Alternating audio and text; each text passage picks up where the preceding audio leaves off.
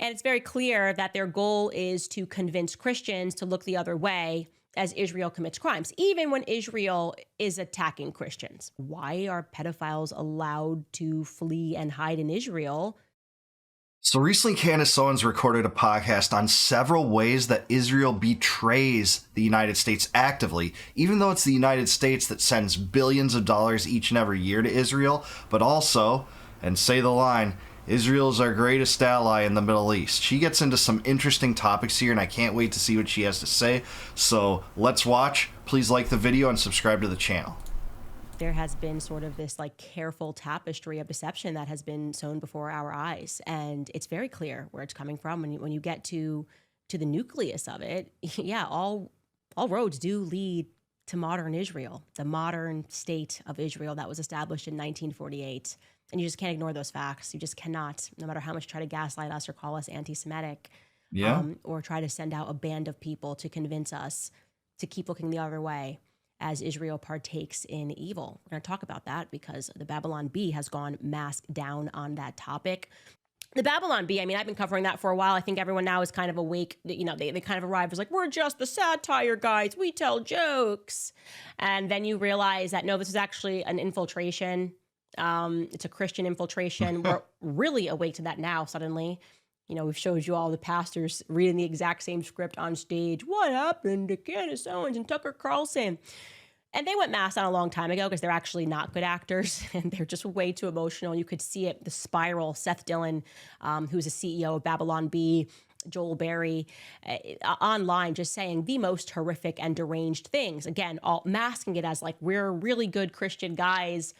And their entire story, the background story of the Babylon Bee is complete BS. You know, it's just completely, I sent an email. And the next thing I knew, I was given this company from Adam Ford.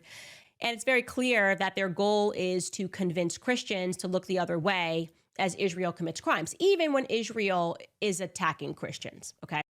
It sure does seem like that sometimes, and I can't lie, I like Babylon Bee and I like their satire. They definitely won't touch stories that are critical of Israel, even in the humorous direction. I know they're not out to be a genuine news source, but they won't poke that much fun at Israel, certainly so, or poke fun at the memes that we see playing out in real life about how much influence Israel has over U.S. politicians, over our congressmen, the power of AIPAC, the power of Netanyahu over Trump, etc. They won't touch those kind of stories in any of their satire. Obviously so. They're staffed by Zionists, and that's the truth. So Candace is right about that. I do enjoy their satire. I haven't looked at their origin story to kind of poke any holes in that like apparently Candace has, but that's what I'll say about it. But it is true that many of their editorialists are very outspoken Zionists, constantly talking about how, well, you must have chosen the side of Hamas if you're going to support, withdrawing aid from Israel or criticize the genocide in Gaza, etc. So she's totally right about that. Which is what happened, obviously.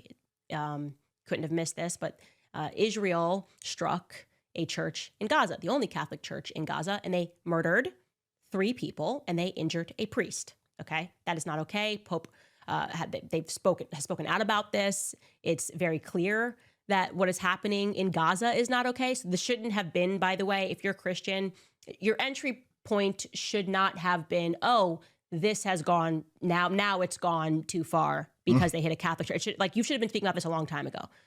Amen. That is very well said. This involves the death and destruction of peoples and the dissolution of families, refugees, and scattered missing people, over 100,000 missing Gazans.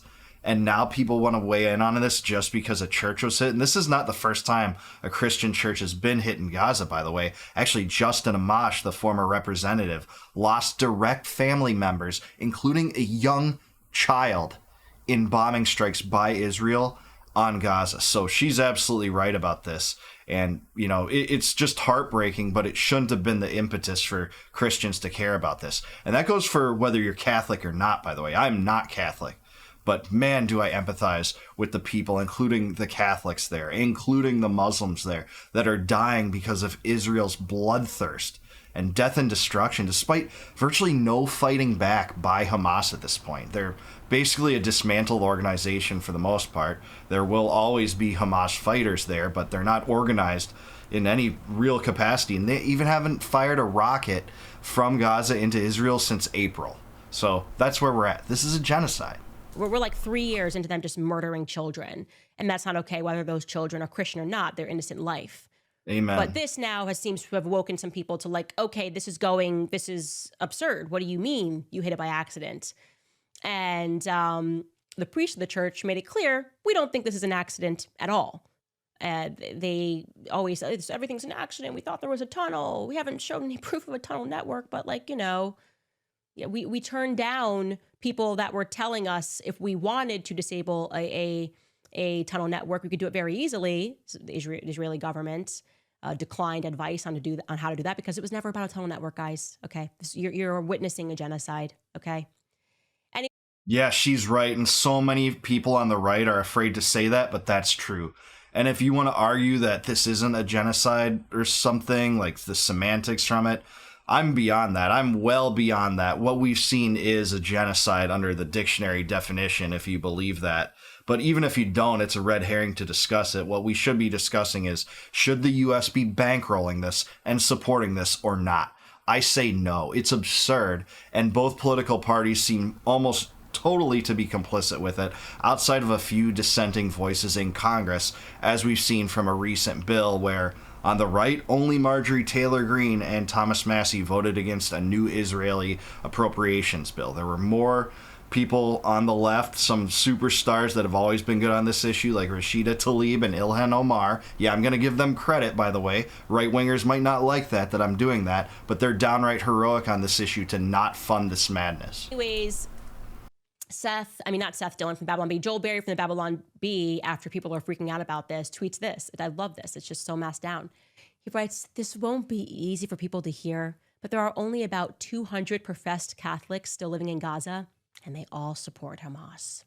It's amazing. The human shield argument. It's like, okay, we're going to murder everybody, and we're just going to keep telling you that they all support Hamas, even the priests, the children, everybody supports Hamas. I mean, genuinely, I don't know. If Adolf Hitler wanted to conduct a genocide, he should have just said everyone supports Hamas every day. And then everyone would be like, yeah, it's fine, it's cool. Yeah, no, I mean, like, hey, doesn't matter how many people you kill now. Everybody supports Hamas. Can't question the narrative. Yeah, I hate to say she's so right about this, and it's so heartbreaking and stupid and moronic and sad and just depressing that that's true, that you think that all the Catholics in Gaza are de facto supporters of Hamas. So you didn't even say de facto. You're supporters of Hamas if you're Catholic in Gaza? It's absurd. And yeah, the human shield argument was always absurd. That would never fly in the United States. If someone kidnapped your child and then brought him into a school and you're like, hey, yeah, we can drop bombs on him, that would not fly. Bombs could not be dropped on a school with hostages like that. It wouldn't fly whatsoever. And it shouldn't fly anywhere if the U.S. is bankrolling it and involved in this thing. It just would not work any other place other than Gaza that, is being just destroyed by the United States funding this madness and Netanyahu's genocide. That's exactly what's happening. Be like, anti-German to question. I mean, it is a joke now. Like, it's becoming stupid. Can we move? Just say it. I actually would have more respect if Joel Berry, Seth Dillon, Babylon guys, and the random circuit of people that were all propped up because October 7th was so evidently planned, propped up to pretend that they were influencers, organic influencers. It was definitely Midas touched type people, if you've been following the series. And then they all just go masked down after October 7th. And you can see like, okay, yeah, no, we've been infiltrated. Yeah, Christians, wake up to this. There's a full infiltration. These aren't Christian guys that are trying to lay the groundwork to murder Christians, okay? Yeah, and she's right about it being preordained. Actually, the Times of Israel reported that Mossad, that's Israeli intelligence, knew a year in advance before October 7th that strike was coming. And, it happened nonetheless. And, I'll just say Netanyahu's career was going down the drain before that time. He had fraud charges, corruption charges. Those still remain, by the way. Those are the same charges that Trump got on Truth Social and said, hey, Knesset, dismiss these charges because Netanyahu, my good friend's actually a war hero. That was Trump just days ago. Well, his career was going in the crapper until October 7th happened. It essentially saved his career. So, yeah, there's lingering questions that remain about why that wasn't stopped. It was, a total security blunder on the part of the Israeli government.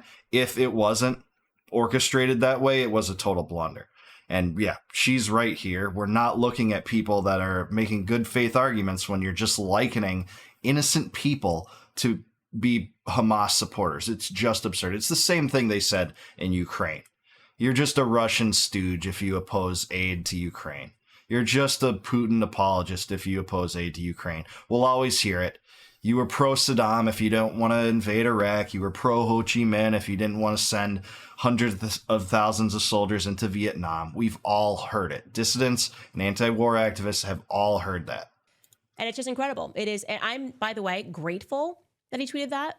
I see God in that. That'll awaken more people. To just be so outwardly evil and disgusting all the time is a good thing. It makes people re-examine who they are following. People that are telling that they follow a faith, that they are Christians.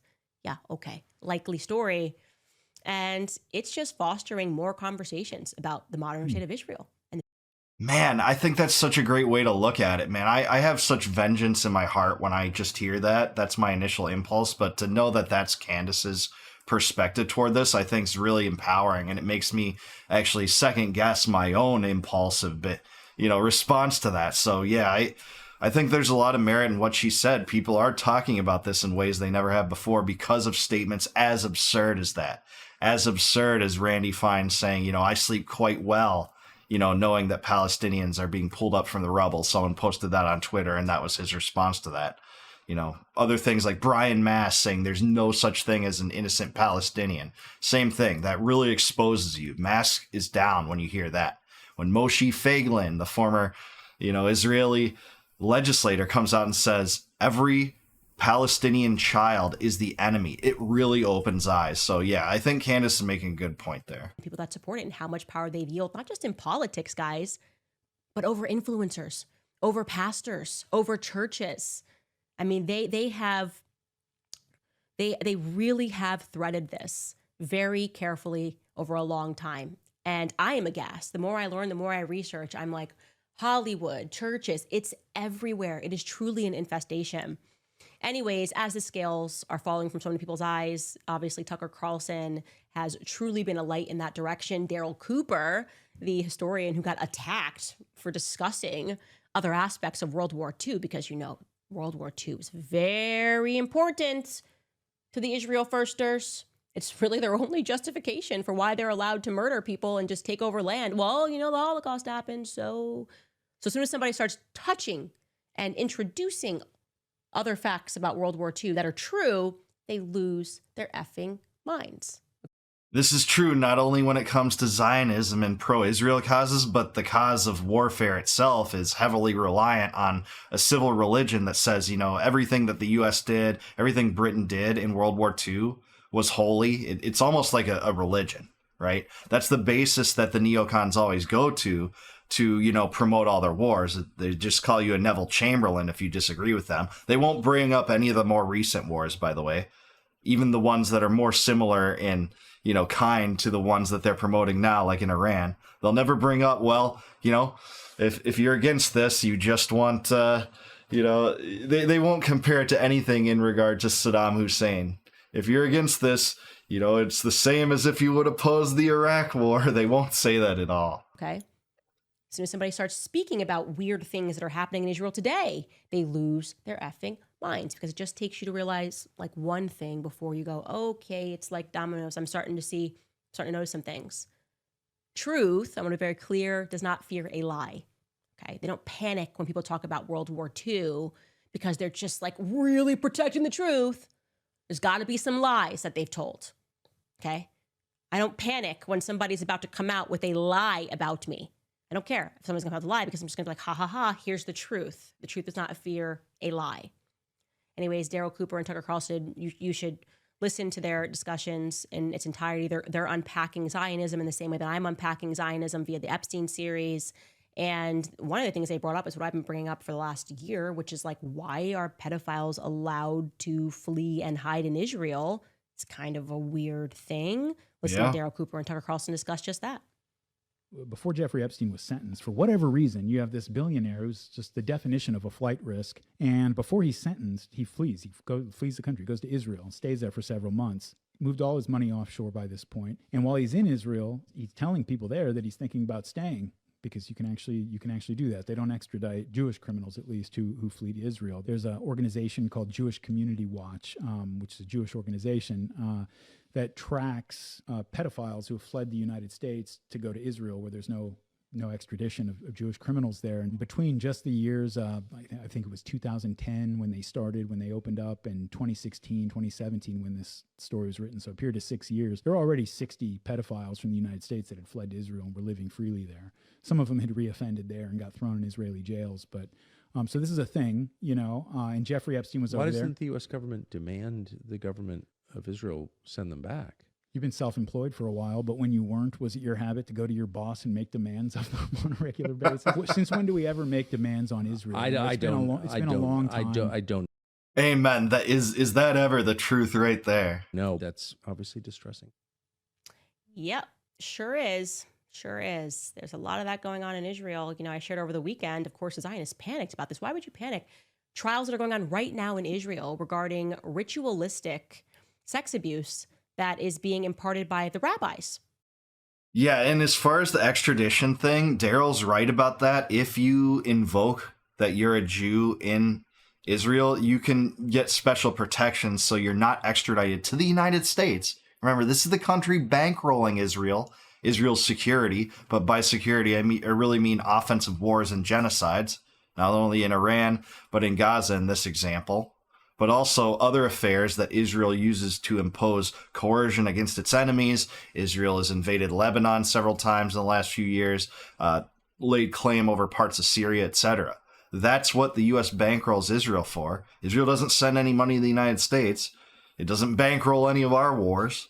And yet they won't even extradite pedophiles to the United States if those pedophiles go to Israel and go through a pretty basic process to invoke their Judaism. That's exactly what happens here.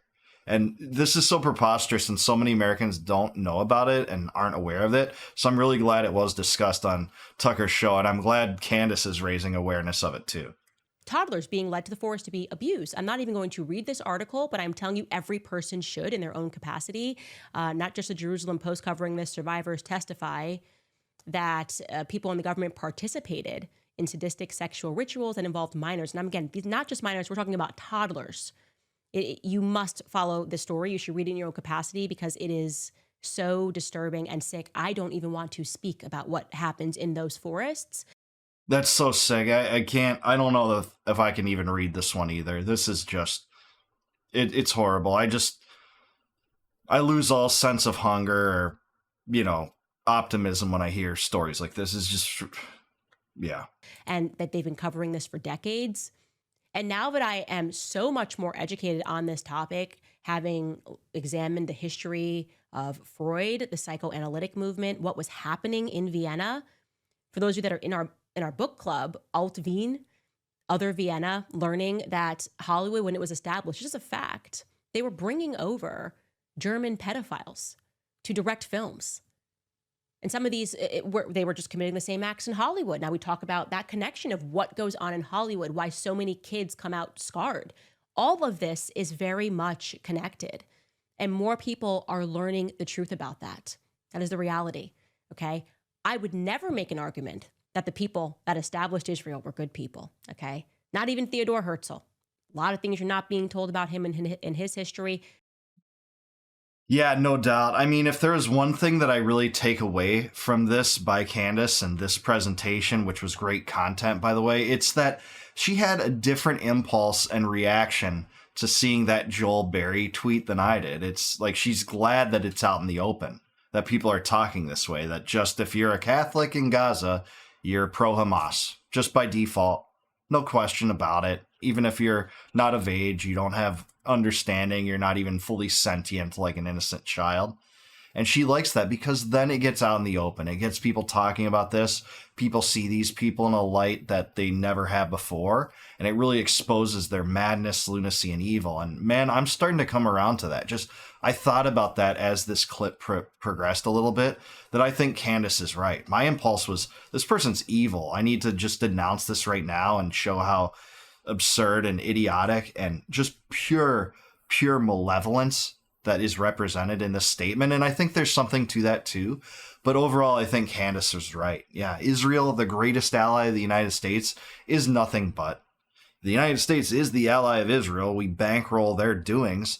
Israel doesn't give the United States any benefit whatsoever. And it's so true that even the biggest advocates of Zionism, of unlimited aid to Israel with few checks or balances of any kind, like Ted Cruz, they can't even produce one benefit that the United States, that the Americans get from this relationship from Israel. He couldn't do that on Tucker Carlson's show, and you can't find others questioned in that way, even present a plausible pro for that, because they just don't exist. Here's what the United States taxpayer gets from Israel: more endless wars, more regime change wars. That's what we got in the form of Iraq and Syria and Libya and Iran recently, which I don't think's over, by the way. I think there will be more clamoring for war there sometime soon. Netanyahu's been doing it basically my entire life. And no doubt there's been complicit forces in the United States pushing for that too, but that's what the United States gets. The United States also gets debt, right? We get tons of debt. Last year, $20 billion to Israel. We might do that again. Before that, it was about $4 billion a year. They're still the largest foreign policy recipient of the United States in the last century. Although Ukraine, has made significant inroads to get close to that figure at about $200 billion. Here's what else we get: crippling, entangling alliances that are no good for Americans. We inherit all of the enemies of Israel as our own enemies too, because of this madness. It goes completely contrary to what Thomas Jefferson's mantra was. He thought this should be the American creed. He said in his first inaugural address, peace, commerce, and honest friendship with all nations, entangling alliances with none. That was what he thought should be the American foundational principle. And we've gotten nothing but madness for going in the opposite direction. So I say withdraw U.S. aid to Israel, all of it. Not one single penny. Don't let the Zionists have any of it. Bring the troops home. Bring out all the troops from the Middle East. Bring them back home. Repurpose them for the defense of America. That's not what our military is used for now. It's used for empire building. And in the Middle East, it's particularly focused in that direction. Shut down all Middle Eastern bases that are American.